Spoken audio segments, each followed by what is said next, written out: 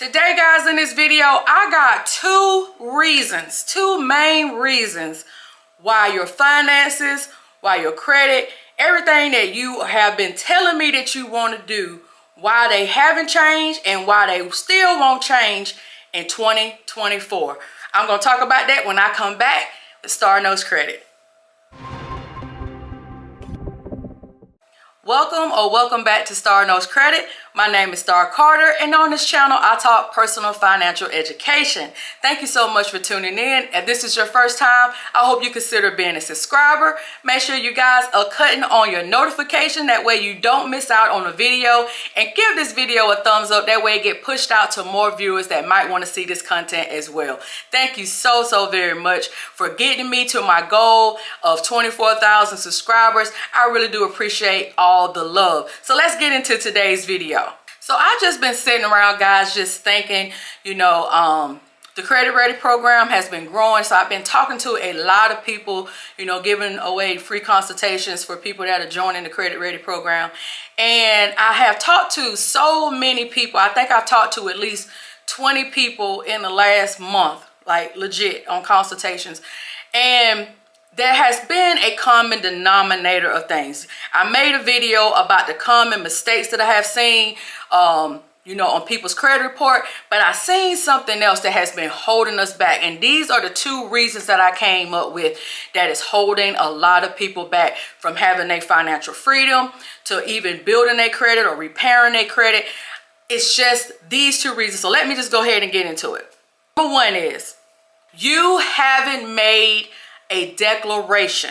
Now, Starr, I know you like, well, Starr, what is you talking about? I haven't made a declaration. You have not got fed up with whatever it is that your crap is that has kept you from doing the things that you know you're supposed to do. You haven't got tired of it. I talk about my debt journey, my debt addiction journey. And if you haven't seen that video, I'll link it. Back in 2017, I was 38 years old, going on 39. And me and my husband, we had a car repair issue with his car. His job was like 45 minutes away from our home, and his brakes went out. And we did not have the money to get a $400 brake job. And so we had just paid the rent. And so I had to call my private landlord to see, hey, can you hold this check until our next pay period in order for my husband to get his brakes fixed, because he's got to get, to work. And of course, by me renting from a private owner at that time that I had been renting for over 10 years, he was like, no problem, Starr. But it was in that moment,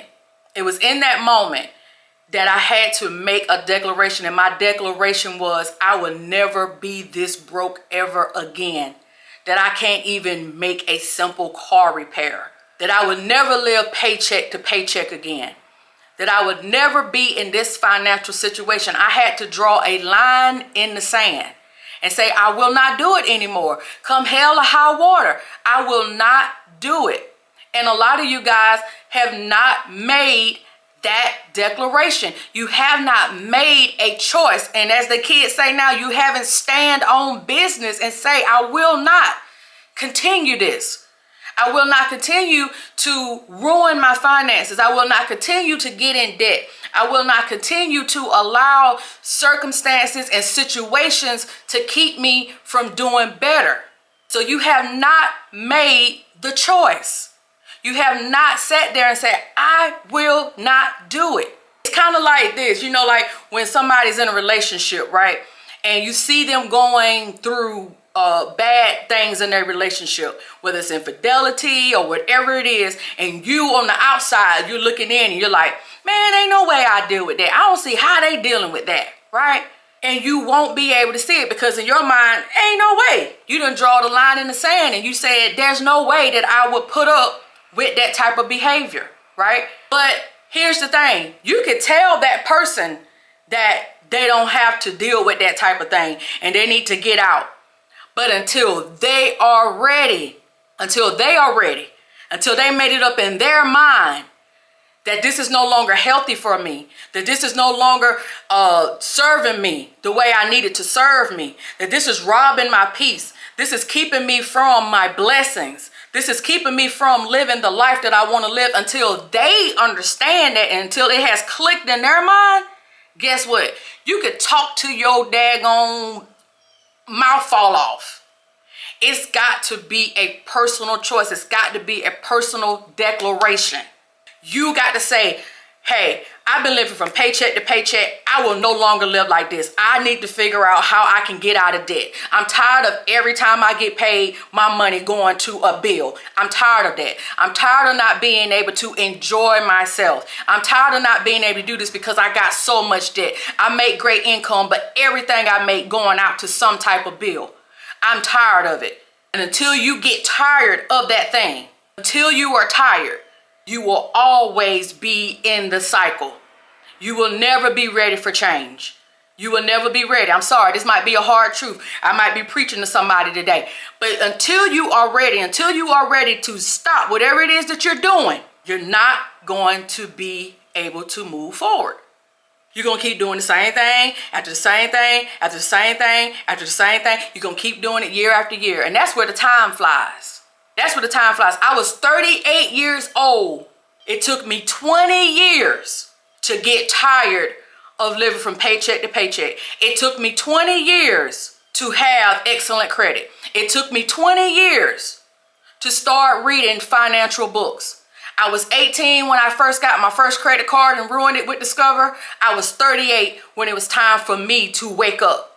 When I got the wake-up call when I could not afford a simple break job. Right? It was a wake-up call. And if you're looking at this video right now, this may be your wake-up call. It's time to stop. It's time to stop. Number 2, you are too comfortable in your mess. I know. I know. That's how I could be in debt for 20 years. That's how I did it. I didn't know how it felt to not have debt. How many people is out here that don't know how it feels to have your whole paycheck? Because you've never had your whole paycheck. So you get comfortable. What they make up the excuse, but that everybody got debt. We in a debt-based society and all this stuff. You make up excuses because you comfortable. People are comfortable in their crap. Because change is hard. It's hard. Change can be so many different things, like just like a diet, right? Just the word diet automatically says restriction, right? I can't eat what I was eating because it was tearing up my health. I gained weight, or I had some type of diabetes or high cholesterol or whatever. We don't want to do the things that can make our life easier. When the doctor tell you all you got to do is eat well, exercise, be active. You don't have to do like strenuous exercise. Just be active. Just do 30 minutes of activity every day, right? Drink plenty of water, right? Eat your vegetables, eat your fruits, lay off your fried foods, stuff like that. Easy peasy. But it's the easiest things that we avoid doing.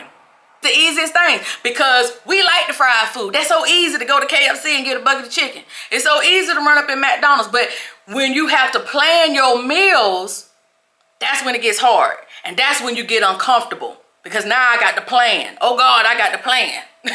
God forbid I got to plan something. That's why people don't stick to budgets. They don't stick to budget. The beginning of the year, gyms, they love January. People that own gyms, Planet Fitness, a Gold's Gym, all these gyms, they love it. Even independent owned gyms, they love January because everybody and their grandma got a declaration for losing weight. And if you got a gym that's not a month to month but has a contract where you're locked in for a year, 2 years or whatever, they know in that January, you probably gonna be getting it for at least a week or 2, right? After that, you're just gonna be giving them money. Just gonna be giving them money. That money gonna come out. I'm pretty sure the choir, I done done that too. You know what I'm saying? They know it because change is uncomfortable. It's easy for you to stay where you are even at the detriment of your financial health, at your physical health, your mental health. It's people running around here now with trauma from their childhood, but because of the stigma of going to a therapist, especially in the Black and brown community, you would rather sit here and be mad and angry at everybody and to go get you some help. Am I preaching? Somebody hear me? Because change is uncomfortable. We get comfortable in our mess. We don't want to do nothing about it. It's easier to continue to do what we've been doing and to do something different, to read a finance book, to go to therapy, to find out where our money issues stem from. It's harder to face those things. It's hard. It's hard to say, I had a addiction to everybody that seen my video on YouTube, but that was me facing it. If I can face it, I can change it. You can't change what you won't acknowledge. You can't. You can't change what you don't acknowledge. If you don't acknowledge that I have an addiction to buying stuff that I can't afford, always borrowing on time. You know what I'm saying? Always borrowing on time, always borrowing against my health being good. So that's why I go out and get this car that I know I can't afford. Because I'm always chasing. I'm always chasing instead of figuring out what's going on with me or why I feel like I have to do these things. My debt addiction stemmed from me not wanting to look a certain way because I was picked on a lot when I was a kid. So I didn't want to look broke because I grew up in a welfare home, like a lot of us did. But when I was little, that was oblivious to me because I felt like I was the only one that was getting picked on. So that followed me all the way up into my adulthood. So it took me to get to 38 to change and to want to change and to want to do something different for my life. This is a finance channel, but the two things that I just mentioned goes with everything. You have to choose to want to do better. Once you make the choice and the declaration and say, hey, I will no longer do this thing because this thing is no longer serving my wellness. It's no longer serving my financial peace. It's no longer serving me in no kind of way. This thing has got to go. Once you make that declaration, that's the hard part of saying I will no longer do it. The second hard part is actually getting uncomfortable in order for the transformation, for the change to occur. Change does not come in your comfort. There's no such thing. You cannot change in your comfort. You have to disrupt it. You have to disrupt it. You got to do something different.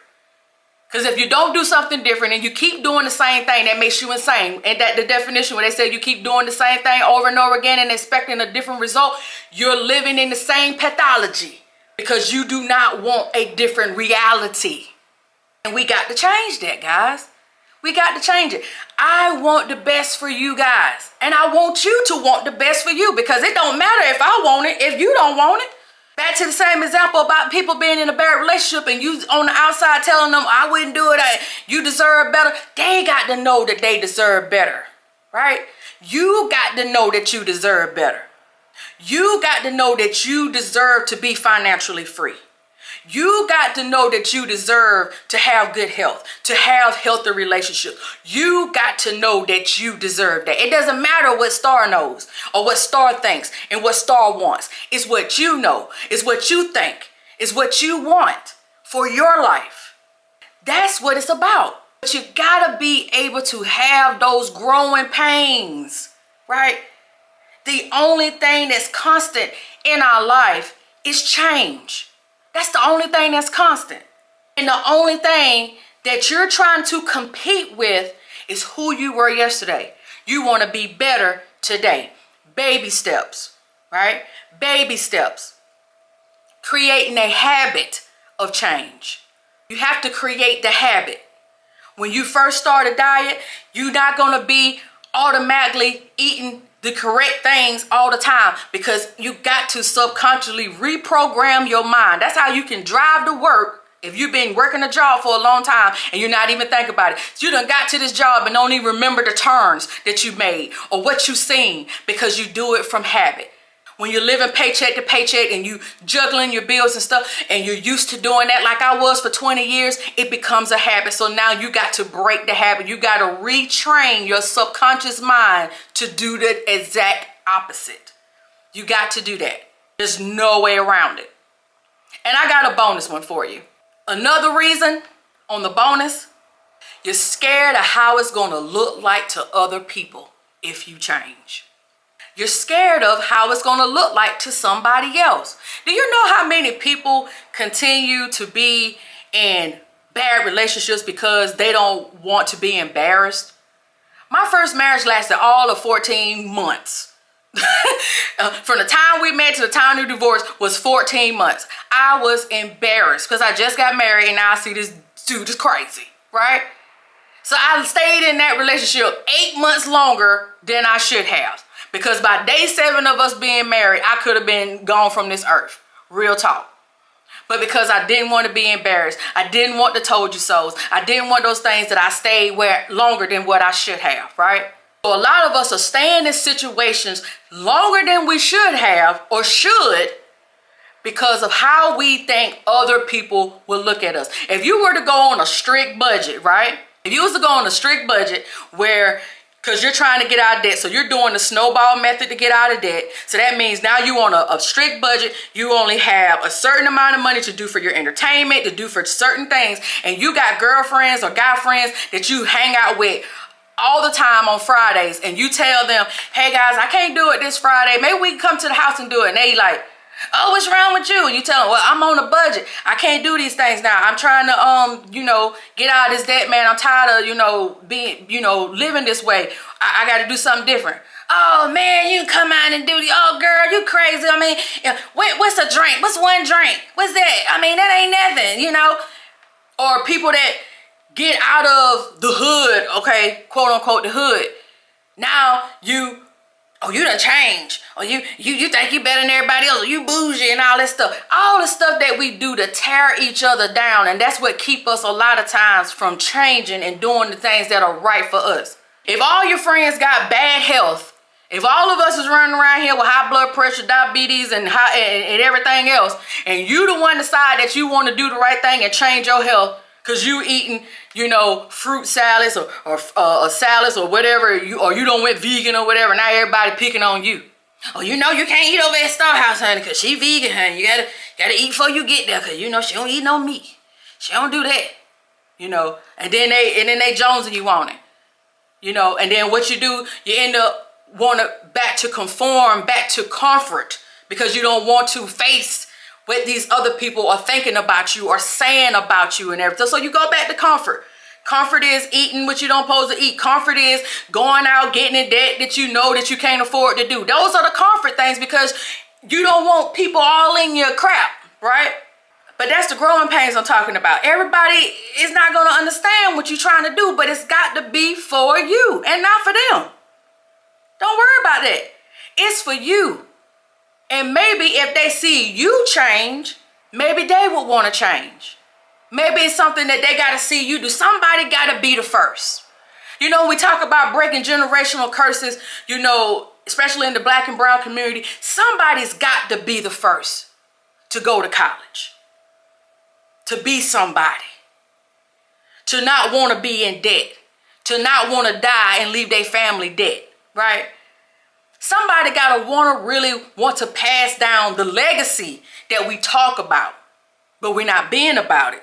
Somebody's got to do that thing. So it's got to be one person to change it. I remember when I first went to college, I was the first person to go to college in my family. But once I did it, when my brother got out of jail and when my cousin got out of jail, what they did, they went back. They got their GED when they was locked up, but guess what? They went to school. They got their degrees.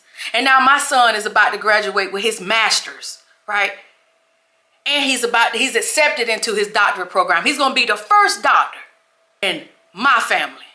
But somebody had to be the first.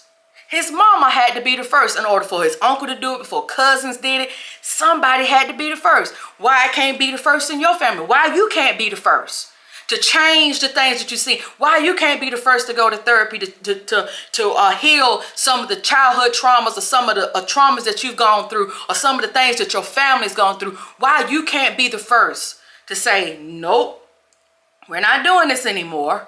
This has not done anything but hurt us and not help us. We got to change. We got to change. So these are my reasons, guys, why our finances won't change, our health won't change, our relationships won't change, because we will not do those things. We won't make a declaration. We are too comfortable in our mess, and we're scared of how it's going to look. And we'll always be where we at. If we always think that way, we'll always be where we at.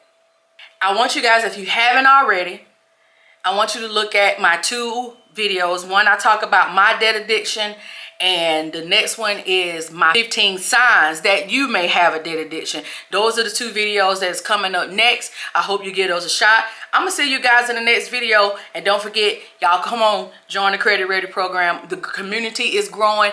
The information for that is gonna be in the description box as well as the pinned comment. I appreciate you. I love you for real. Peace.